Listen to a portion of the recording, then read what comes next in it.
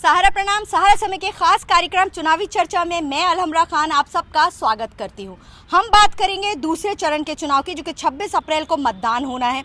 ऐसे में हम आज 3 सीटों पे बात करेंगे जो कि काफ़ी अहम है। उसमें है बागपत, अलीगढ़ और गाजियाबाद। देखिए, बागपत, अलीगढ़ और गाजियाबाद तीनों सीटें जो है बीजेपी के लिए काफ़ी अहम है और जो विपक्ष है उसके लिए भी काफ़ी अहम है। हमारे साथ हमारे सहयोगी संजीव सिंह हैं, दिलीप सिंह हैं और रजत सिन्हा हैं। हम इनसे चर्चा शुरू करेंगे। सबसे पहले दिलीप जी आप बताइए, अलीगढ़ की अगर हम बात करें तो काफ़ी लंबे समय से, यानी कि काफ़ी लंबे टेन्योर से वहाँ पे बीजेपी का दबदबा रहा है। इस बार किस तरीके का मुकाबला है? नहीं, बिल्कुल देखा जाए कि जब 84 के दंगे के बाद वहाँ पे एक राम लहर की शुरुआत हुई और 90 के दशक के बाद से आज तक वहाँ पे भारतीय जनता पार्टी के का गढ़ माना जाता रहा है।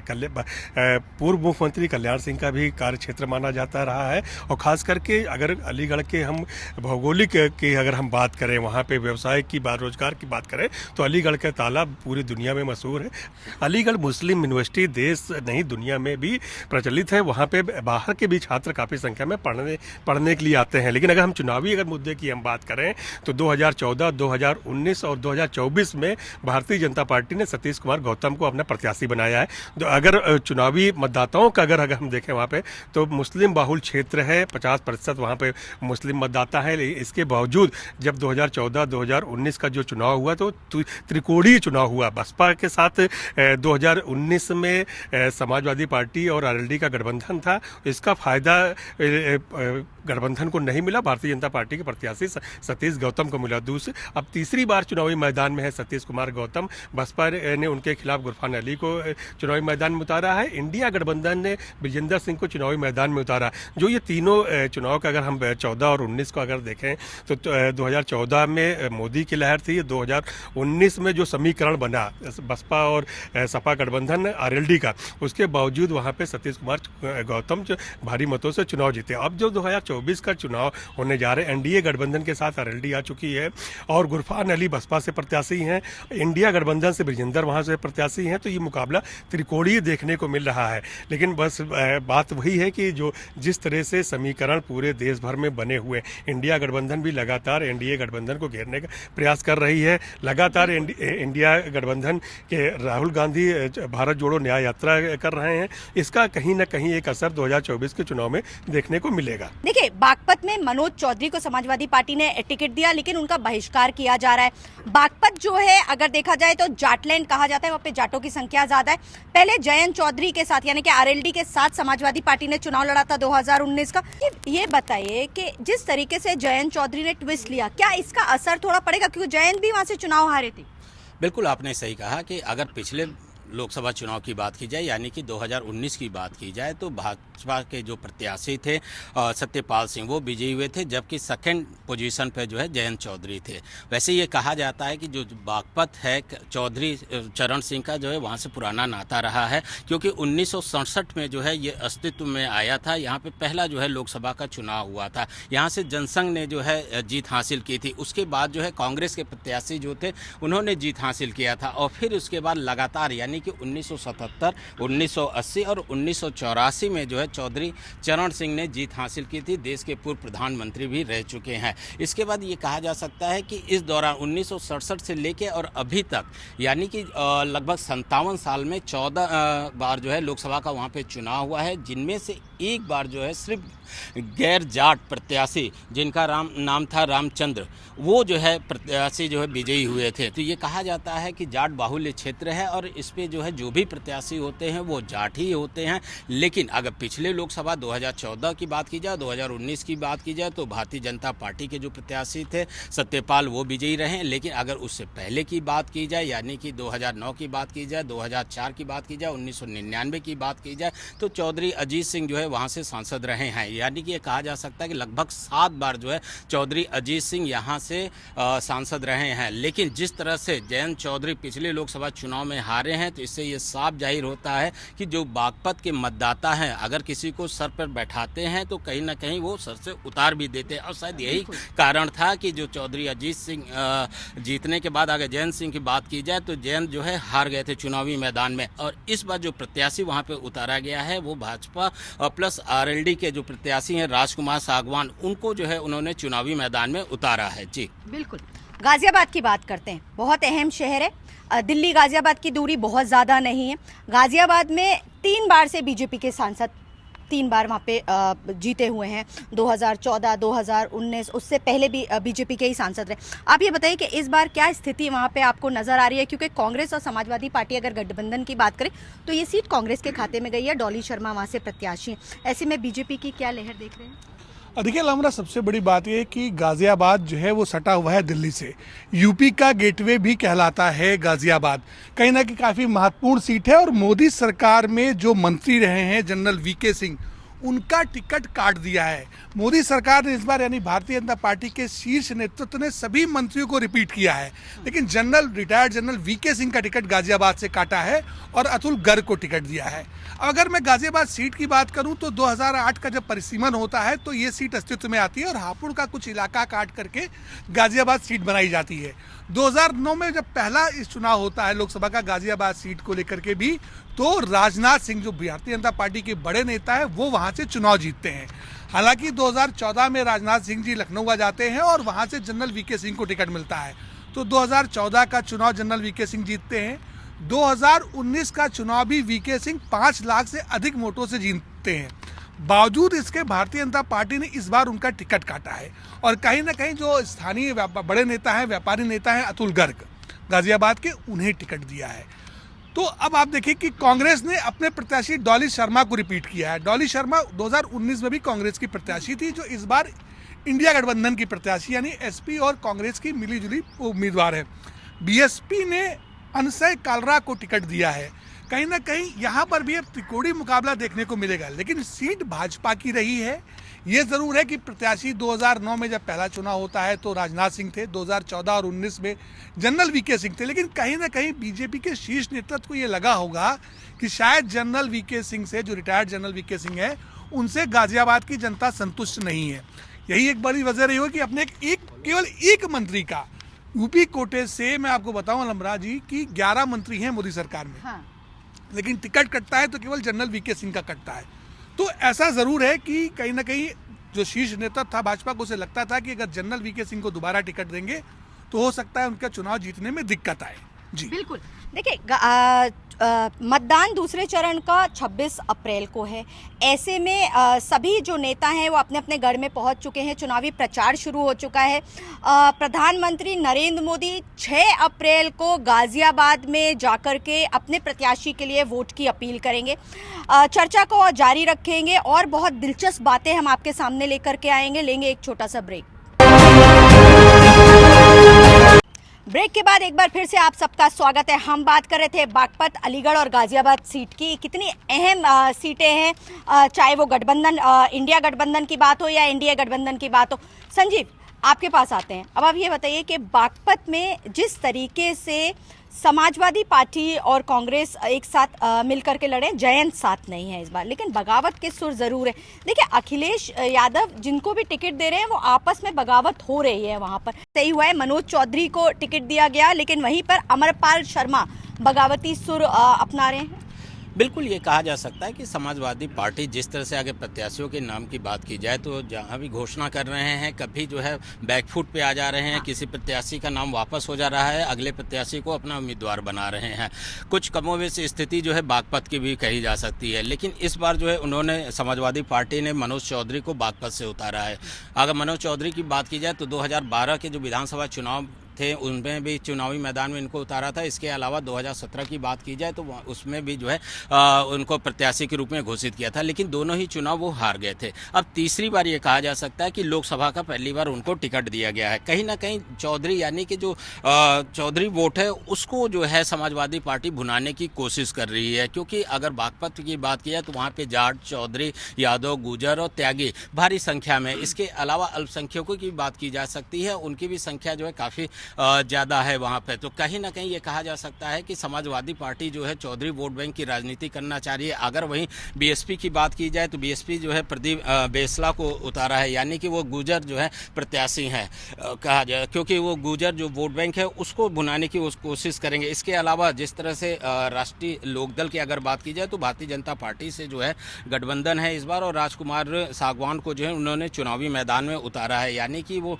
जितने यादव, त्यागी, गुजर और जाट, राजपूत उस वोट बैंक की राजनीति करना चाह रहे हैं। लेकिन सबसे अहम चीज़ ये भी है कि अगर 2014 और 19 लोकसभा चुनाव की बात की जाए तो सत्यपाल सिंह को जो है भारतीय जनता पार्टी ने अपना प्रत्याशी घोषित किया था और दोनों ही चुनाव में जो है वो चुनाव जीते भी थे। लेकिन जिस तरह से इस बार जो है आरएलडी के गठबंधन के बाद जो है भारतीय जनता पार्टी ने अपने प्रत्याशी को बदल दिया है और आरएलडी के प्रत्याशी राजकुमार सागवान को जो है चुनावी मैदान में उतारा है, तो कहीं ना कहीं ये भी कहा जा सकता है कि सत्यपाल जो कि पूर्व मतलब अभी वर्तमान सांसद हैं लेकिन 2014 और 19 में सांसद रह चुके हैं, तो ऐसे में कहीं ना कहीं हो सकता है कि उसका भी असर जो है इस चुनाव में देखने को मिल सकता है। क्योंकि अगर समाजवादी पार्टी की बात की जाए तो कांग्रेस के साथ गठबंधन करके चुनाव लड़ रही है, तो कहीं ना कहीं जो पार्टी का अपना वोट बैंक होता है वो असर डाल सकती है। जी बिल्कुल, देखिए बागपत एक जाटलैंड है, ऐसे में जयंत पिछले बार जब समाजवादी पार्टी के साथ चुनाव लड़े थे, गठबंधन में लड़े थे, तो उनको हार का सामना करना पड़ा था। यानी कि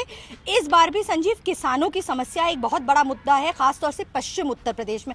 हम बात अलीगढ़ की करते हैं। अलीगढ़ यूनिवर्सिटी पूरे देश भर में, पूरे विश्व भर में मशहूर है।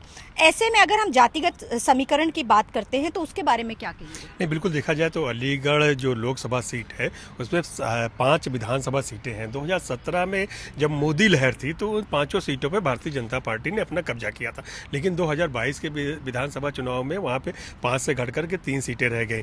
लेकिन 2014 का लोकसभा चुनाव और 2019 का लोकसभा चुनाव और 2024 का जो लोकसभा चुनाव होने जा रहा है, निश्चित तौर पर विपक्ष जो है लगातार सरकार को घेरने का कार्य कर रही है। भ्रष्टाचार के मुद्दे पर, बेरोजगारी के मुद्दे पर, खास करके बेरोजगारी को लेकर के जो केंद्र सरकार और राज्य सरकार के जो वादे थे कि हम करोड़ों लोगों को रोजगार देंगे और लोगों की आय बढ़ेगी, किसानों की आय बढ़ेगी, किसानों की आय दुगनी होगी, एमएसपी पे हम काम करेंगे, लेकिन उस पर कोई काम हो नहीं पाया। विपक्ष लगातार इस पर आरोप भी लगा रहा है। लेकिन केंद्र सरकार और राज्य सरकार लगातार ये भी अपने उपलब्धियां गिना रही हैं कि जो हमारे घोषणा पत्र में था उसको हमने पूरा किया। चाहे 370 की बात हो, चाहे 3 तलाक की बात हो, चाहे राम मंदिर की बात हो, चाहे इंफ्रास्ट्रक्चर को लेकर के बात हो, चाहे किसानों को आय दुगने करने के लिए किसान सम्मान निधि योजना की बात हो, उसको लेकर के भी केंद्र सरकार और राज्य सरकार चुनावी मैदान में है। लेकिन सबसे बड़ी बात अगर यहाँ के हम समीकरण को देखें तो समीकरण में 1952 से लेकर के 1957 के लोकसभा चुनाव में कांग्रेस ने बड़े अंतर से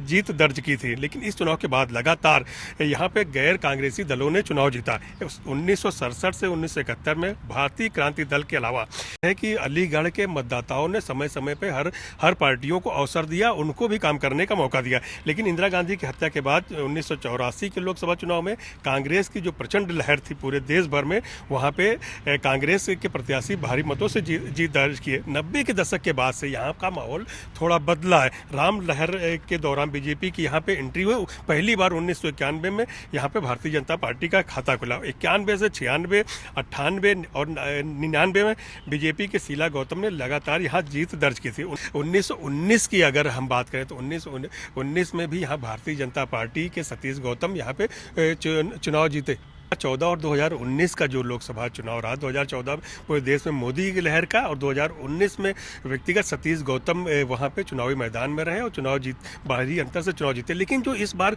2024 का लोकसभा चुनाव होने जा रहा है वो कहीं ना कहीं अलीगढ़ में त्रिकोणीय मुकाबला देखने को मिलेगा, क्योंकि बसपा ने अपना एक मजबूत प्रत्याशी उतारा है गुरफान अली को, जो मुस्लिम वोटरों में सेंध लगाने का काम करेंगे। इसका सीधा लाभ भारतीय जनता पार्टी के प्रत्याशी को मिलेगा। राम लहर का कितना असर पड़ेगा 2024 के चुनाव में, क्योंकि पिछला 2014 का चुनाव भी इसी पे बीजेपी ने लड़ा था, उसके बाद 2019 के चुनाव में भी राम लहर की बात की थी और अब तो मंदिर बनकर के तैयार हो गया है। रजत जी, ऐसे में आपको क्या लग रहा है, क्या राम लहर का असर पड़ेगा इस चुनाव में, या इस बार जो इंडिया गठबंधन हुआ है, आप सोचिए कितनी छोटी छोटी पार्टीज सब एकजुट होकर इंडिया गठबंधन के साथ आ गई, तो एनडीए को कहीं ना कहीं थोड़ा बहुत दिक्कतों का सामना करना पड़ेगा, या 64 से ज़्यादा सीटें लेकर आने की बात कर रहे हैं? देखिए लमरा जी, मैं जितना समझ पा रहा हूँ, भाजपा हमेशा ये कहती रही कि राम मंदिर उनके लिए चुनावी मुद्दा नहीं है।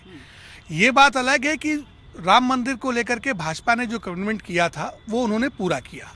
1991 से लेकर के आप 22 जनवरी 2024 तक आइए, जब प्राण प्रतिष्ठा कार्यक्रम होता है, और हम सब लोग अयोध्या में थे उस समय, गवाह हैं। तो भारतीय जनता पार्टी ने ये जो उसका एक वाक्य है कि वो जो कहती है वो करती है, तो ये तो पूरा किया। निश्चित तौर पर इसका असर उत्तर प्रदेश में नहीं, पूरे उत्तर भारत में पड़ने जा रहा है। जिस तरीके से भव्य राम मंदिर बनके तैयार हुआ है, और केवल उत्तर प्रदेश से नहीं, देश से विदेश से वहाँ पर श्रद्धालु आ रहे हैं, पर्यटक आ रहे हैं, दर्शन कर रहे हैं। तो मुद्दा तो नहीं है, लेकिन ये मुद्दा लहर जरूर है। कहीं ना कहीं जो हिंदू है उनके मन में बीजेपी के प्रति एक सॉफ्ट कॉर्नर तो बना है। सवाल मैं संजीव से भी करना चाहूंगी। संजीव, आपको क्या लगता है कि राम लहर का असर है इस बार चुनाव में? देखिए, अगर असर की बात की जाए तो बिल्कुल है असर, और क्योंकि भारतीय जनता पार्टी जब भी चुनावी मैदान में आई तो उनके एजेंडा में राम मंदिर रहा है। हाँ। तो ऐसा जिस तरह से भव्य राम मंदिर का निर्माण भी हो गया, 22 जनवरी को प्राण प्रतिष्ठा कार्यक्रम हो गया, उसमें जो है मोदी जी भी गए थे। इसके अलावा भारतीय जनता पार्टी के जो वरिष्ठ नेता थे वो भी उसमें गए थे। तो निश्चित तौर से ये कहा जा सकता है कि इस मुद्दे को भी लेकर जो है भारतीय जनता पार्टी जो है मतदाताओं के बीच में जाएगी। लेकिन कहीं ना कहीं जो विकास का मुद्दा है, डबल इंजन सरकार का जो मुद्दा है, वो मुद्दा काफी ज्यादा अहम रहेगा। दिलीप, ये बताइए कि क्या बीजेपी के पास, क्योंकि वो नफ्स पकड़ लिया है अब उसने भारतीयों की, चाहे वो राम मंदिर का इशू हो, चाहे वो अन्य जगहों की बात करी जाए, तो कहीं ना कहीं आस्था के ऊपर टारगेट करती है, क्योंकि उनको ये पता है कि राम मंदिर बनाने के बाद आस्था कुछ ज़्यादा ही हो गई है।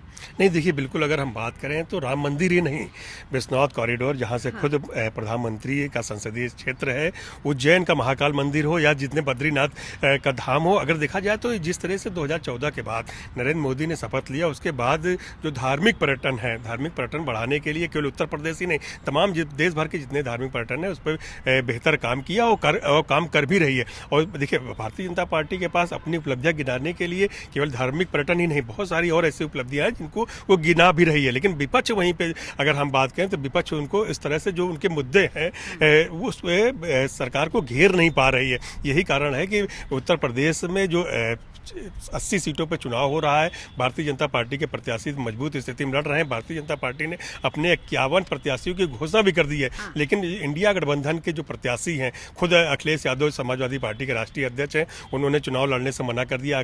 और कांग्रेस की गढ़ माने जाने वाले रायबरेली और अमेठी, उस पर कहीं कोई चर्चा नहीं हो रही है। विपक्ष लगातार सरकार को घेरने में कहीं ना कहीं नाकाम साबित हो रहा है। वहीं भारतीय जनता पार्टी केंद्र और राज्य सरकार अपनी उपलब्धियां गिनाने को लेकर के मतदाताओं के बीच में जा रही है। उनके जितने प्रभारी मंत्री हैं, संगठन के लोग हैं, लगातार चुनावी मैदान में। विपक्ष अभी कहीं दूर दूर दिख नहीं रहा। इसका भी लाभ सीधे सीधे भारतीय जनता पार्टी के प्रत्याशी को मिल रहा है। बिल्कुल। देखिए, जहां एक और जयंत ने अखिलेश यादव का साथ छोड़ करके बीजेपी का दामन साधा, वहीं पे पल्लवी पटेल भी नाराज होकर के उन्होंने भी अपनी ओवैसी के साथ गठबंधन करके अलग चुनाव मैदान में कूद रही हैं। तो ऐसे में अखिलेश इस वक्त सिर्फ कांग्रेस के साथ है, बसपा अकेले चुनावी मैदान में आ रही है। चर्चा को जारी रखेंगे, लेकिन लेंगे एक छोटा सा ब्रेक के बाद एक बार फिर से स्वागत है चुनावी चर्चा में। देखिए, 2024 का लोकसभा चुनाव का रण शुरू हो चुका है, सभी प्रत्याशी मैदान में आ चुके हैं। ऐसे में बीजेपी ने इस बार सबसे पहले अपने प्रत्याशियों की घोषणा की है, वही इंडिया गठबंधन यानी कि समाजवादी पार्टी और कांग्रेस पीछे रह गए हैं। ये बताइए दिलीप जी, समाजवादी पार्टी और कांग्रेस क्यों नहीं पत्ते खोल पा रही है? भैया, सबसे अहम जो सीटें हैं उस पर डिक्लेयर नहीं कर पा रही है। लोगों को बड़ी उम्मीदें थी कि प्रियंका गांधी इस बार चुनावी मैदान में आएंगी, क्योंकि अभी जो महागठबंधन की रैली दिल्ली के रामलीला मैदान में हुई थी उसमें प्रियंका ने हुकार भरी थी। नहीं, बिल्कुल। देखिए, अगर देखा जाए तो 2014 से लेकर 2024 तक ये 10 साल का कार्यकाल भारतीय जनता पार्टी की केंद्र में सरकार रही है। और वहीं जो चुनाव होने वाला है 2024 का, ये भारतीय जनता पार्टी के लिए भी बड़ा अहम चुनाव है। और खास करके इंडिया गठबंधन का जो विपक्ष का चुनाव है वो भी बहुत करो मरो वाली स्थिति में है। तो निश्चित तौर पर जो ये प्रत्याशियों की घोषणा में थोड़ा विलंब हो रहा है, इसका सीधा सीधा ये कारण है कि प्रत्याशी दोनों दल, विपक्ष और पक्ष दोनों, ये देख रहा है कि कौन सा प्रत्याशी आएगा, क्योंकि दोनों के लिए बहुत महत्वपूर्ण चुनाव है। अगर भारतीय जनता पार्टी अगर सत्ता में आती है तो हैट्रिक बनाएगी, और ये अब तक का देश का पहला इतिहास होगा कि तीसरी बार कोई प्रधानमंत्री बन रहा है। और वहीं विपक्ष के लिए करो मारो वाली स्थिति है कि 10 साल से वो सत्ता से बाहर है। अगर अगर फिर वो सत्ता से बाहर आते हैं तो उनके लिए अपनी साख बचाने को लेकर के भी चुनौती है। तो यही कारण है कि पार्टियां अभी प्रत्याशियों को चुनने में और प्रत्याशियों को घोषणा करने में अभी थोड़ा विलंब इसलिए कर रही हैं कि जातीय समीकरण, क्षेत्रीय समीकरण कि किस दल का, किस जाति का प्रत्याशी आ रहा है, किस समीकरण का आ रहा है, इसको भी देखने में को विलंब रहा है। यही कारण है कि भारतीय जनता पार्टी के भी 12 ऐसे प्रत्याशी हैं जिनकी घोषणा वो नहीं कर पा रही है। और यही कारण है कि इंडिया गठबंधन में समाजवादी पार्टी और कांग्रेस जो है मिलकर के अभी ये नहीं तय कर पा रहे हैं कि हमें किसको चुनाव मैदान में उतारना है, क्योंकि ये चुनाव दोनों दलों के लिए, विपक्ष के लिए और पक्ष के लिए, सत्ता पक्ष के लिए भी करो और मरो वाली स्थिति है। बिल्कुल। देखिए, समाजवादी पार्टी में कहीं ना कहीं पार्टी के अंदर ही इतना ज़्यादा प्रॉब्लम्स क्रिएट हो रही हैं। देखिए, 2 सीटें हैं बहुत अहम। रामपुर की सीट, क्योंकि आजम खां वहाँ से चुनाव लड़ते थे और जीतते थे, लेकिन आजम खां इस बार चुनावी मैदान में नहीं है। ऐसे में रामपुर में प्रत्याशी को बदला जाना, वहाँ पे कन्फ्यूजन क्रिएट हुआ। वहीं पे मेरठ में भी पहले एक प्रत्याशी को टिकट दिया गया, उसके बाद प्रत्याशी बदल दिया गया, तो जनता भी कहीं ना कहीं कन्फ्यूज है। बसपा कहाँ अपने आप साइलेंट वोटर है बसपा का, लेकिन इस बार क्या साइलेंट वोटर भी समझ गया है कि बहन जी निकल नहीं रही हैं घरों से, लेकिन कहीं ना कहीं क्या रणनीति आपको लग रहा है? देखिए, साइलेंट वोटर जरूर है बसपा का एक काडर वोट है और वो उसे हमेशा मिलता रहा है। 2000 देखिए, मैं अगर शुरुआत करूं 2022 का जब विधानसभा चुनाव होता है तो बहुजन समाजवादी पार्टी का मात्र एक विधायक जीत करके आता है, लेकिन अगर उनके वोट शेयर को देखा जाए ओवरऑल यूपी में तो वोट शेयर में कमी नहीं होती है।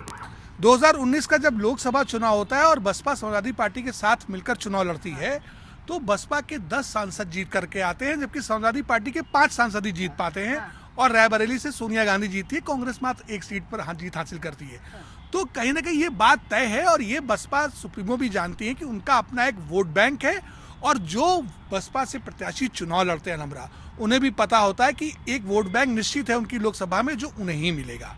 जहाँ तक चुनाव प्रचार की बात रही तो 6 अप्रैल से मायावती खुद जो अपने भतीजे आकाश आनंद है, जिन्होंने उत्तर प्रदेश का काम भी दे दिया है, वो चुनाव प्रचार मैदान में उतरने जा रही हैं और लगातार फिर वो चुनावी रैलियां करेंगी, चुनावी जनसभाएं करेंगी।